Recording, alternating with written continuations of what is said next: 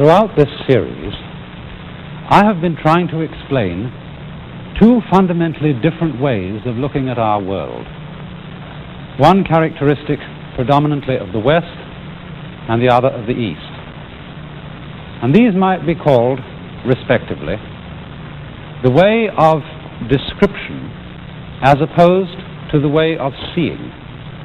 The way, in other words, of understanding things in words or in terms, contrasted with the way of understanding through looking and seeing a field or a subject totally all at once. Or you might call these the linear view, strung out in a line, or the total view, seeing all at once, or the serial view on the one hand, as contrasted with the simultaneous view on the other.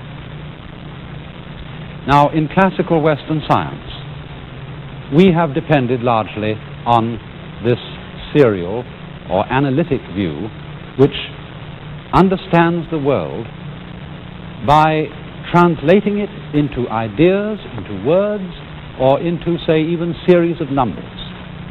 The basic feature of it being that things are understood in a step-by-step way in sequence.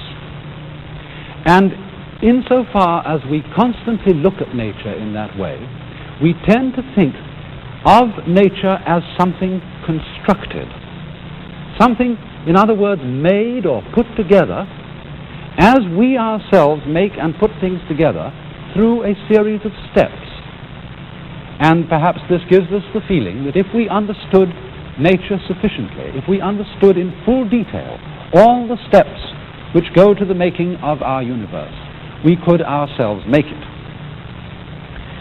Now, it's here, you see, that we get a very fundamental contrast between East and West, and especially through Chinese and Japanese ideas of the formation of nature.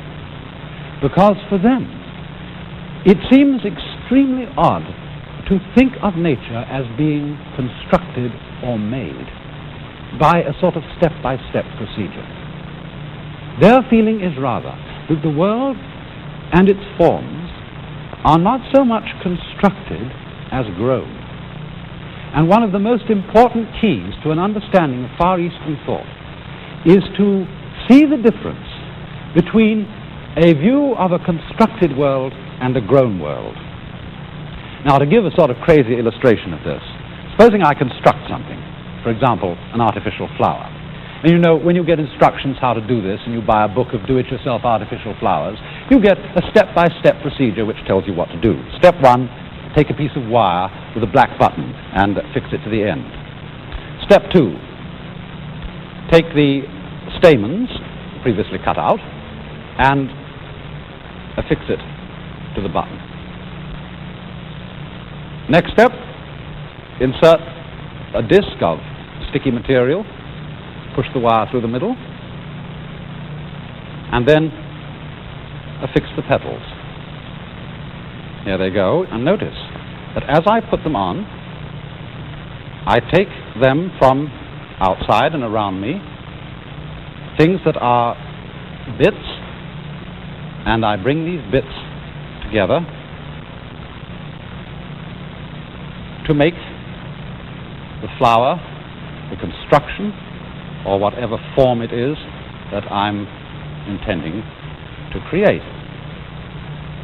And so from going around to the center, from getting something that was previously pieces and bringing it all together, I get my flower. But now, watch how an actual flower grows. How it starts, as it were, from the center.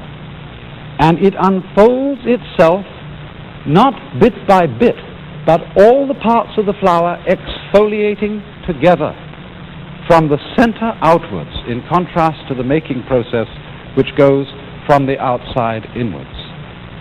From a situation where the parts are originally all apart, all in bits, and then assembled. Contrasting with a situation where you have some simple beginning, like a seed or a bud, and as it expands, it constellates or forms its own parts from within itself. And this is the fundamental process of natural growth. It's in the same way that the human baby is formed within the womb. It's in the same way that if you watch crystals under a microscope forming in a solution, you will notice the whole area of the crystal, the whole structure of the crystal coming into being all together at once, and you will not see a kind of bit-by-bit assemblage which we use when we make machines or make houses or make tools. Even when we carve a block of wood, although the block of wood is not originally a lot of distinct parts, nevertheless we work upon it from the outside towards the inside, whereas all processes of growth go from the inside to the outside.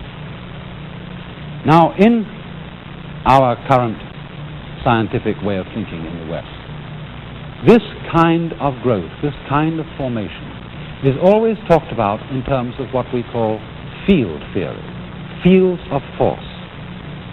And I suppose one of the most striking exhibitions of what a field is can be seen in looking at the formation of magnetic lines of force in iron filings, as when we take filings that are not magnetized, just thrown chaotically over an area, and then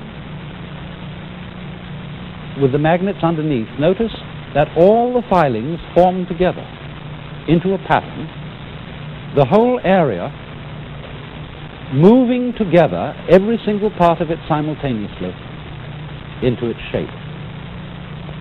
And that shows us the whole nature of a field of force. Now, the fascinating thing is that some of these fundamental words which we've been studying throughout this program for the basic principle of nature or the basic reality underlying the world are words that have the meaning of a field. Let's take, for example, the word I introduced to you some programs ago, a term used in Buddhism,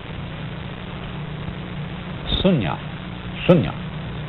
which meant the void, the great space, as it were, underlying the whole world. This has in it the idea of a field, in the same way that basic Chinese word Dao also has the idea of a field of forces, an area in which everything happens. Or again, the Hindu word Brahman, although it doesn't literally mean a field, it's also often symbolized by the idea of a vast inclusive space. And the direct connection of this with the idea of a field comes out in another Buddhist word which describes the entire universe. This Sanskrit word, dharma, that means, well, law or function. Sometimes it means the Buddhist doctrine, sometimes it means a method, but you could say dharma in this particular context means the fundamental order of the world. And so the expression meaning universe is dharma dhatu. And this Sanskrit word dhatu is usually translated realm, but it has the idea of a field, especially when you see its Chinese equivalent, which is written this way. And here we have the character at the top actually means a field, and the bottom part of the character means a shellfish, but think of something like a clam with two shells, and giving one the idea of inclusion or enclosing in, the enclosed within a field. This is dharma dhatu. And then in turn, in the field there is a structure, and the structure of the field is thought of as governing the formation of the universe. And you may remember that in the last program I gave you a particular Chinese word which meant the basic pattern or order of the world. Do you remember this word, which is pronounced Li, and which had as its original meaning the markings in jade, the fiber in muscle, or the grain in wood? This word then designates the basic structure within the Tao, within the fundamental field of the world, and thus its order, which can be, as it were, understood by looking at it, but is too complex, too much happening so fast altogether at once for us ever to be able to analyze it in the relatively clumsy language of words. Now thus, you see, it seems to us that that order is enormously complex. The order of nature, the order of beauty, the order of ethics, all these kinds of orders, they're for us when we try to think about them bit by bit. But actually, this order is only a complicated order when we try to think about it. I mean, it's very simple, isn't it, to drink water if you put it in a cup or a glass and toss it down. But it would be extraordinarily complex if one tried to drink water with a fork. And in the same way, the world and the order of the world, the activity within the field, seems incredibly complicated to us when we try to translate it into thinking and into words. But this then is the fundamental Chinese Taoist and Indian Buddhist view of how the formations of the world arise. Not by a step-by-step process which can be put down in a line like the instructions for making the flower, but by something which happens spontaneously altogether at once. And this particular form of activity is commonly represented in Eastern art by many-armed and many-headed figures of various divinities, such as this particular Tibetan figure of Kuan Yin. You know, Kuan Yin is sometimes known as the goddess of mercy, but actually Kuan Yin only became a goddess figure when it reached China. The original meaning of this figure is a representation of the power aspect of nature. And this wonderful Tibetan figure is graciously lent from the collection of my friend Mr. Qinghua Li here in San Francisco. But the interesting thing about it is, you see, that the figure has 3 faces and 8 arms. And you might think that that presents an incredible problem of coordination. But isn't it really the same problem that we have in being alive in the simplest and most fundamental way? Our own bodies, without our thinking about it at all, are doing all kinds of things all together at once, and we don't have to stop to think about it. You remember the little rhyme, thinking of creatures with many arms, the little rhyme that says, "The centipede was happy quite, until a toad in fun said, 'Pray, which leg goes after which?' This worked its mind to such a pitch, it lay distracted in a ditch, considering how to run." And you may have noticed that the same thing can happen to us when we think too hard about how we breathe. Or if you're doing something to which you're accustomed in quite a mechanical way, like knitting or tying your necktie, when you begin to think about it too hard, you get balled up and you start dropping stitches. And so one might ask, how is it possible for Kuan Yin, this figure that we have seen, to use so many arms, to use so many faces, so many eyes? It's the same question. How can the centipede use so many legs? How can we make our bodies function, all the different parts of it going together at once without our having to think about it at all? And the answer that the Eastern world would give is that it happens because it is a field of forces. It is, in other words, a process that's going on, not governed by a boss, but a process that is self-governing. Because, you see, their idea of nature corresponds, perhaps we would say, to a democracy rather than a monarchy. In a monarchy, we have a political type of order where one mastermind is telling all the other people what to do. But we are aspiring, aren't we, in a democratic kind of political setup, to have something that is not so much like a monarchy as it is like a living organism, which is self-governing, where all the parts develop independently and yet harmoniously in terms of the pattern in a field. And so, speaking of the fundamental principle behind the world, old Lao Tzu, you remember him? I'll write his name down again, just in case you forget this rather difficult Chinese pronunciation. Lao Tzu, the founder of the Taoist philosophy, who's said to have lived about 600 BC, but probably lived much later. He said, speaking of Tao, the great Tao flows everywhere, both to the left and to the right. By it all things come into being. It loves and nourishes them, but does not lord it over them. Merits accomplished, it lays no claim to them. In other words, this is an idea of the ultimate reality, which does not govern the universe by ruling it, by telling it what to do, but by, as it were, letting it be free to organize itself harmoniously in the same way as you saw the iron filings organizing themselves within the magnetic field, in the same way as you saw the natural rose growing as distinct from the artificial daisy being made by being put together. Now then,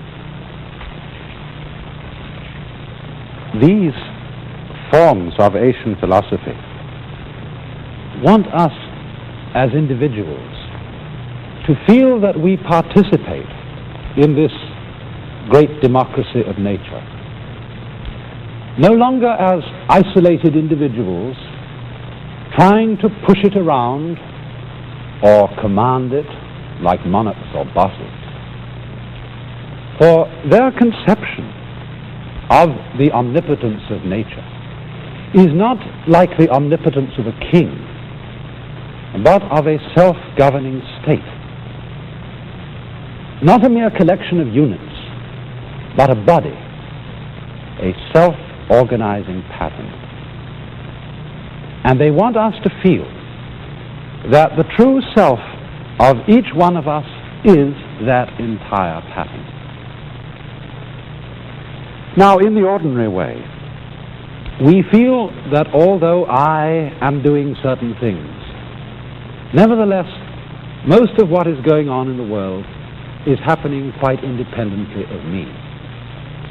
The motions of the clouds and the winds, the circling of the stars, the fluctuation of the tides, the flowing of rivers, all these seem to happen quite independently of the individual me.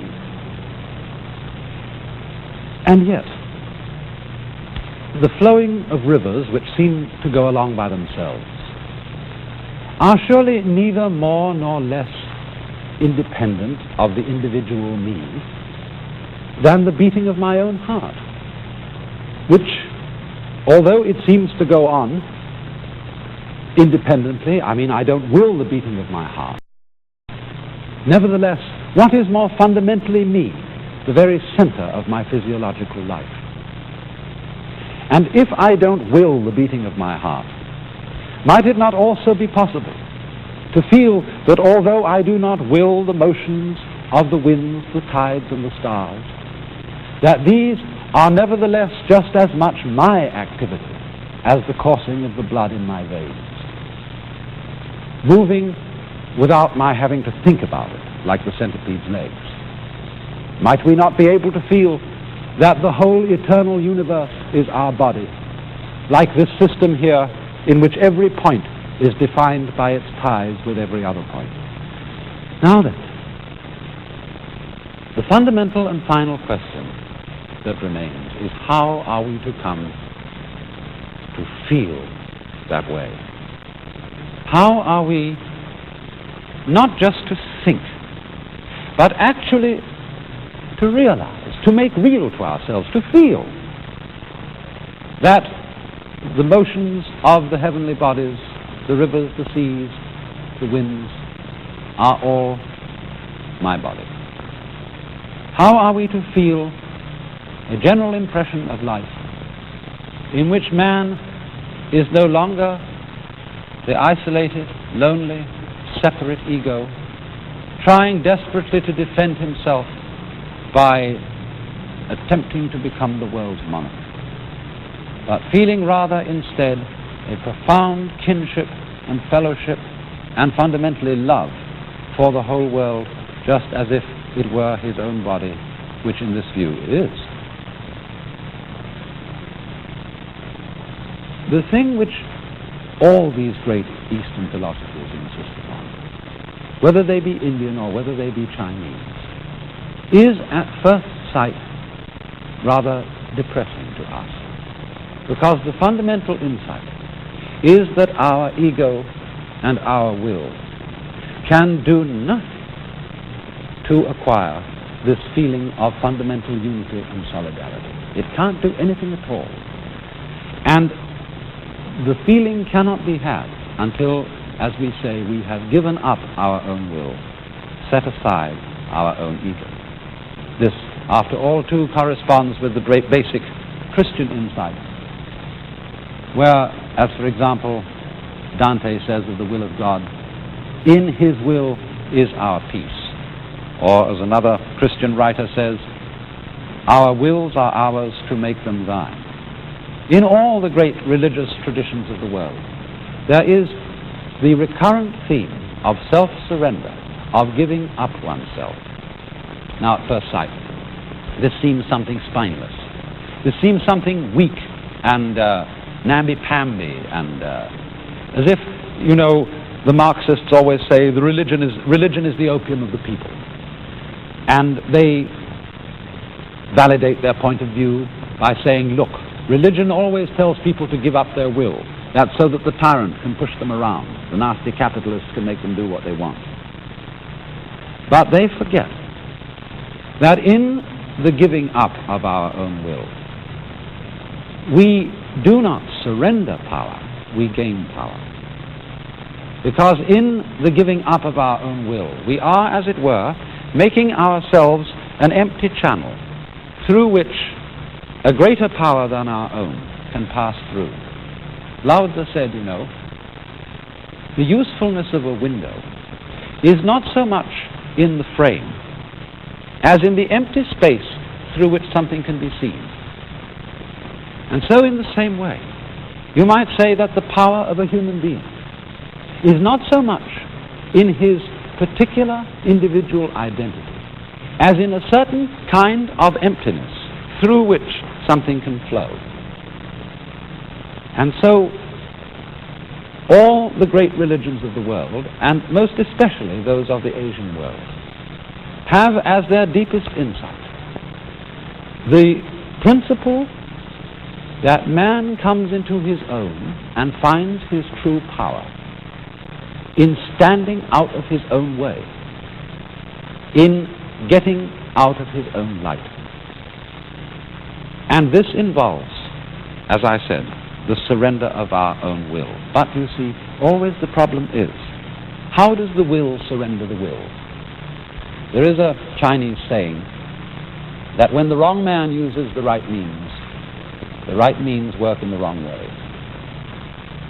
In other words, if I'm the wrong man, that is a willful, selfish, domineering person, anything I do to give up my will be motivated by my fundamental selfishness. I shall be, in other words, like a clever woman who wants to get her man, but she knows that this particular man always runs away if you go after him. So she acts as if she doesn't want him. She gives him up, apparently, but her real motive is, of course, to get him. And therefore, she is just, as it were, playing a trick. It's a kind of clever feminine wile or deceit. And so in the same way, if we say, now, I'm going to surrender my ego, I'm going to be unselfish, I'm going to give up my will so that I can become one with God, or so that I can feel this splendid fellowship with the whole universe and feel that my identity is no longer lonely little me, but all. I shall have as the fundamental motive doing it, after all, for my own advantage. After all, because this is a new way of finding spiritual and psychological security. And so, because it is basically insincere, it won't work. And therefore, what is at first sight depressing about Eastern insights into this matter is not only that our will, when it is aggressive and assertive, stands in the way of this understanding. It also goes on to say that we cannot even surrender our wills on purpose. And that when it becomes perfectly clear to us that there is nothing at all that we can do about it, either positively by trying to achieve something, or negatively by giving ourselves up, this is the fundamental deflation of our ego and its whole domineering quality. This is the limit. At this, it doesn't give itself up. It sees that it has no alternative but to give up. And from the emptiness, the silence, the feeling of impotence that follows this, the whole vision of a united world bursts like a flower from its bud.